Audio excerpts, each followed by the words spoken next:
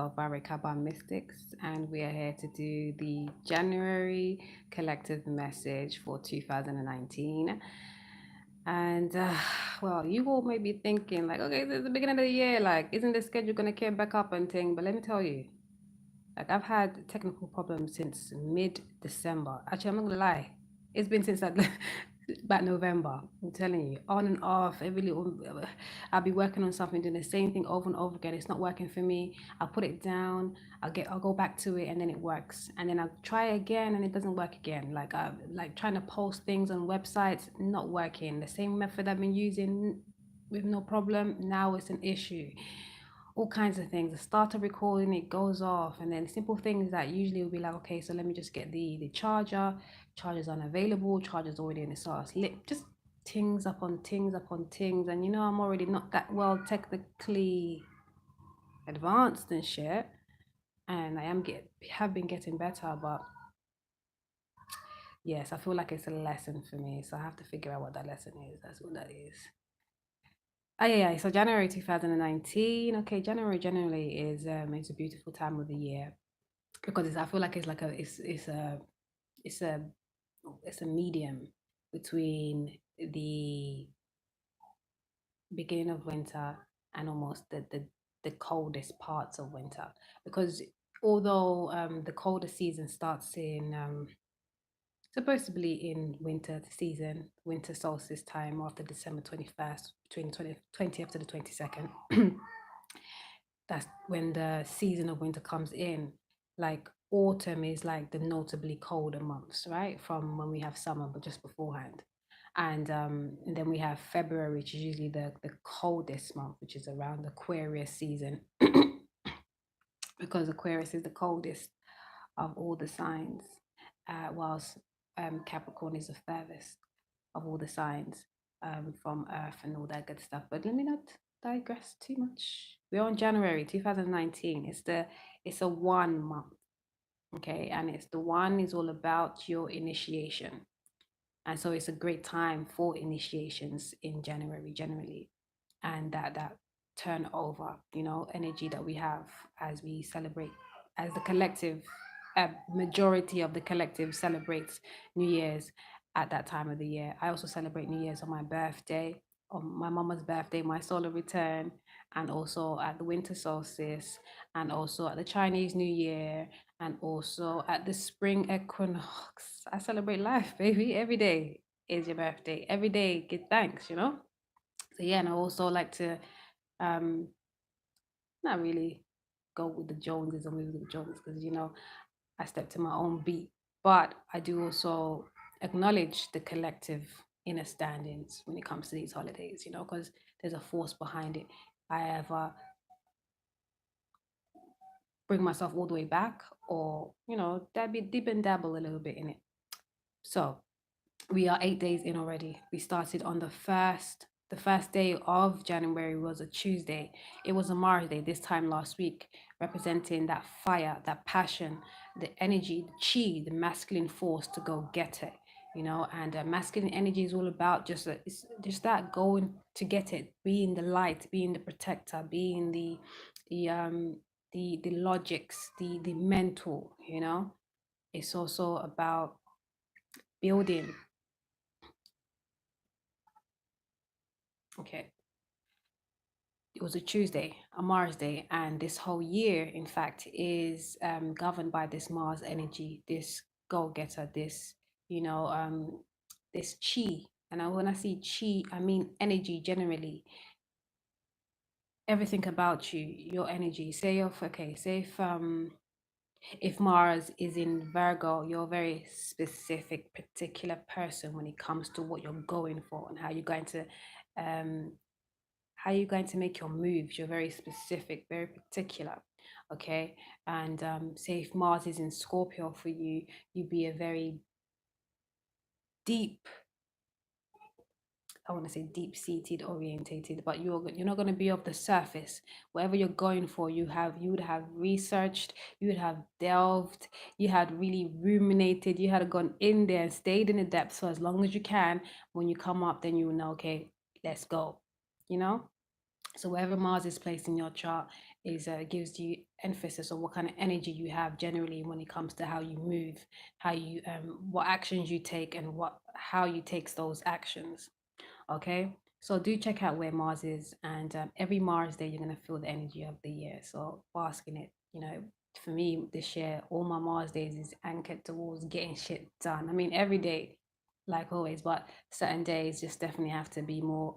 Them times when you just need the extra zeal, the extra push, then the Mars days is always gonna be great for that. Okay, and any Mars affiliated number, like ones and threes and nines. Okay.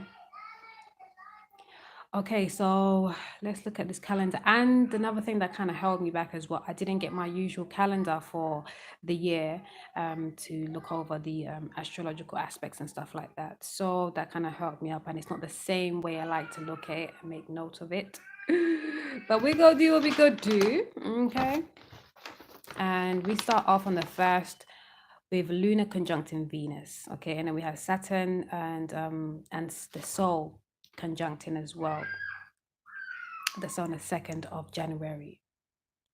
On the 3rd of January, we have Earth very close to Sol, it's called perihelion, and we have also Luna and Jupiter conjuncting. Okay, and you know, again, all the planets have their own energy, and you know that the soul looks at our source, our gateway, our emanation, our actions also, and the moon looks at how we are emoting, how we are thinking, how we are feeling. You know. And so when it comes when it's a conjunction, it's like when those two planets or those two energies are close together, so they are affecting each other, you know, causing a little friction type thing. Okay, on the 3rd, we also had the quadrantid meteor shower.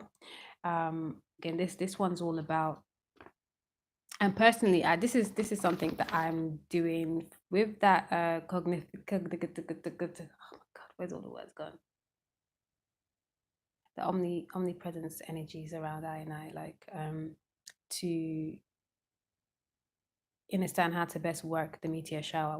What kind of wish to make is by looking at the makeup of the said comet that made the meteor shower in the first place, or the asteroid, and where it's coming from, what the story is behind that constellation, and then yeah, you can figure out what it is that makes sense, or what resonates with you. And it's not just about what's resonating with me, because I'm getting this message for the collective, not just me. So it's not like, oh, so this is how it works for her, it doesn't mean it's going to work for everybody else. No, it's going to work because the message is, the guidance that I get is for the collective. Don't forget, I'm a 22. I was born on the 22nd. I am about the collective, but I also have to balance that, being a Libra Scorpio sign, sun sign, and to know that self first, others thereafter. That's how it can really make the dream work. Okay, because there's no way you can help others before you help yourself. Yeah, that's one big lesson that we all have to learn as a collective. Because I think a lot of us have been plagued with that understanding, or you know, I mean, yeah, with that notion, because it's somewhat been ingrained in us, like to think that we have to do for others, and doing good for others is the way forward and is the best way. And it's not to negate that we don't live in this world by ourselves, we are naturally social beings, but what hasn't been ingrained in us, and is a key point, is that you can't do for others more than they can do for themselves. And that you have to flip that back around to you. You can't do for others more than others. You can't do for others more than you do for yourself. Because it's important. Because no one can do for you what you need. They might do what you want. They might do what they think you want. But what you need and what you think and what you know, you're the master of that. Okay.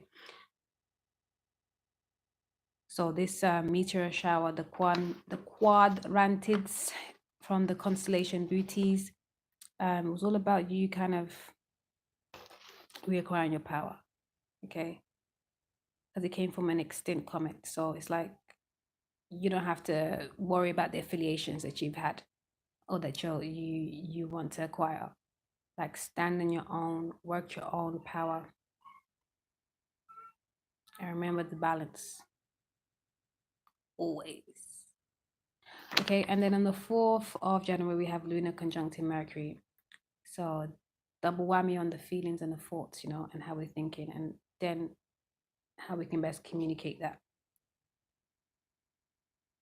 On the 5th, we have Venus at dichotomy, and on the 6th, we have Venus at the great western elongation. Okay, and that's usually when you can see Venus on the horizon, the sunrise, just before sunrise. And this is why Venus and Mercury are called the morning star, or the bright star, or something like that. And on that same 6, we have also the new moon, or we had the new moon partial solar eclipse in Sagittarius, and we also had Luna at perihelion, again very close to Sol. Both all of the activity in Sagittarius. We know that we're still in Sagittarius season until the 19th of January, okay, when we'll be moving into Capricorn. But yes, we're all about that expansion, taking time to check the isms and schisms when it comes to spirituality versus religion. Like, do you understand now that spirit is first and matter is after? Do you understand that spirit is shouldn't be a spooky word? And don't feel bad if you feel like, okay, is that a dig? That's not a dig. It's a thing that's been indoctrinated and ingrained in us for a long time. Okay, but ones on ones know the truth now, and they're trying to impart that onto you. Are we taking heed, or are we just letting it slide? Like, because I'm just asking. I'm just saying. What's that term? Yeah, it's just saying, isn't it? JS. Anyways, well, so the 7th and the 8th, relatively quiet. My calendar says so, because I know there's other things going on, but nothing prominent that's really close to the earth that's really going to make us feel, and sometimes the things that I'm talking about, it's always going to be very felt. It might be very subtle as well, and it might be specific to you depending on your chart, but it's a collective message, and these are the forerunners, yeah, of importance, let's say, in regards to the cosmic weather. So on the 9th, we have Luna at apogee, that means it's far away from Earth. And I believe Luna is going to be in Capricorn them times there. She's in Capricorn right now, actually. On the 10th, we have Luna conjuncting Neptune. Okay, Neptune is Uranus. Uranus in Pisces. Neptune is in Aquarius. Okay. Luna is conjuncting Neptune in Aquarius. Neptune in Aquarius is about freeing up your wishes and dreams, Don't feel away. Don't feel like you can't do it. Why not? Detach yourself from that thought and that feeling. Neptune in Aquarius. You can anchor your dreams into reality. Do that. Neptune in Aquarius, and your thoughts and your feelings going to be running all about that. Why is it that you feel like you can't do what you want to do? What stops you? Here on the 12th, we have Mercury at Apparel, which is far from Sol. Mercury is currently just recently come out of Ophiuchus, actually, and is in Sagittarius as well. Okay, so it's in its like early degrees of Sagittarius, where the Sol is like in its last degrees of Sagittarius. Okay, and we have Luna conjuncting Mars as well. And this is all in Pisces going on right now on the 12th. Luna conjuncting Mars. And then we have Saturn conjuncting Mercury. So we're really taking time to think and communicate about our responsibilities and our purpose here on life. Okay. On the 14th, we have M47. M47. This is the Messiah constellations in Pupus, where we had the recent meteor shower there as well, and it'll be in the sky, able to be observed, because it's just in the right alignment for you to be able to see it. On the 16th, we have Luna conjuncting the Pleiades. Okay, the Pleiades is that Fox constellation. And yeah, they talk to me a lot, that star system is one of them really close ones to me right now in this lifetime. So it's cool. And they are all about really helping us make these transitional moves that we're making right now. These shifts that we're going through, like they will help you differentiate between what you feel is necessary to be doing in the 3D and actually get you to be working on what you are supposed to be doing in the 5D, you know? On the 17th is all we have Luna conjuncting Aldebaran. And then on the 19th, we have Sol moving into Capricorn. So we're going to be more about our ambitions. Okay, we're going to be more about like the everyday things that we have to do, you know, to execute our purpose. Excuse me. And on the 21st, we have the super full lunar eclipse. Okay, and we also have this lunar eclipse conjuncting the Messiah constellation 4-4. And Luna is at perigee, which is close to Earth.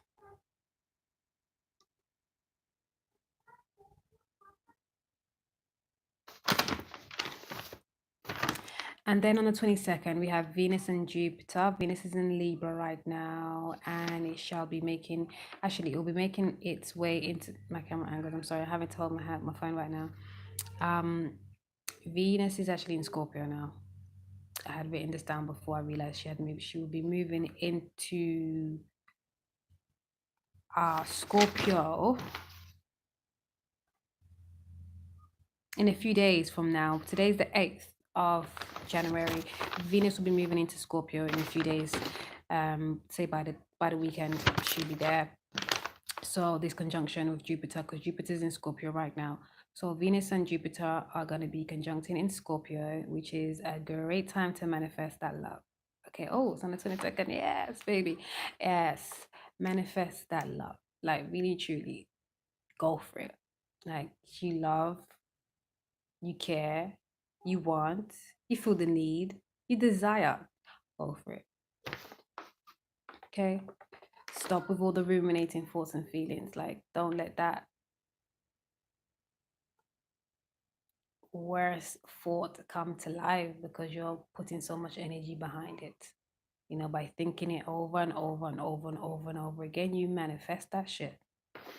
On the 30th, we have Mercury at superior solar conjunction, and we have Luna conjuncting Jupiter again, and we have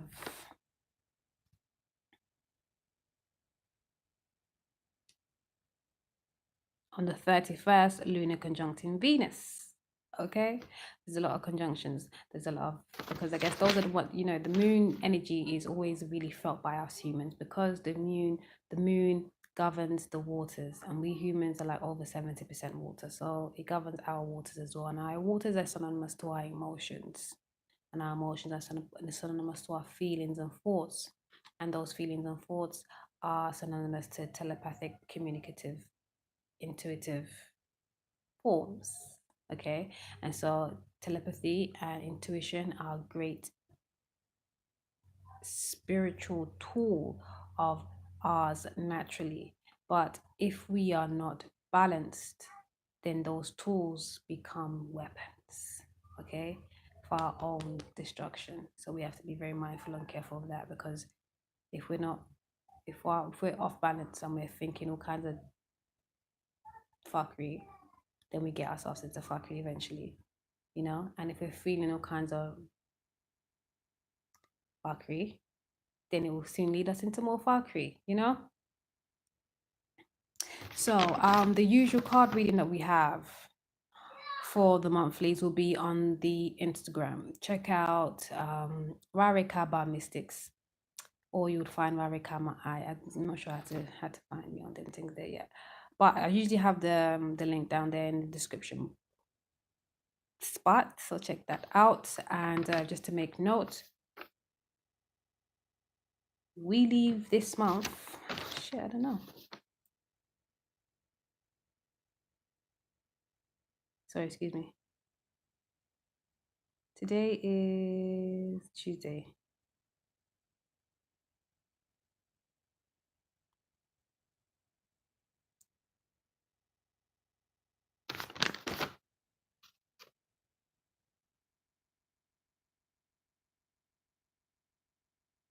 Okay, on a moon day, interestingly enough, on the moon day, we need it on our moon day on a Monday, that being all about your emotions again, which we're speaking on how we're thinking, how we're feeling, intuition, telepathy. And that's the day the lunar conjuncts Venus. So again, what are we really thinking and feeling about the things that we love, the people we love, the situations that we love? How conducive is it truly? Okay. Check yourself before you wreck yourself. Check your spirit lest you lose your soul, you know? Learn your lessons so you can earn your blessings. I got to go. Much love. I'll finish in heels. Thank God. Peace and joy to you all. Until next month. Oh, they're playing. Cheeks. I've been having like these technical difficulties. I'm telling you. I sat here just before I started, good 10 minutes trying to just take off something off my screen, which would not be coming off. And now it's doing the same BS. Ooh,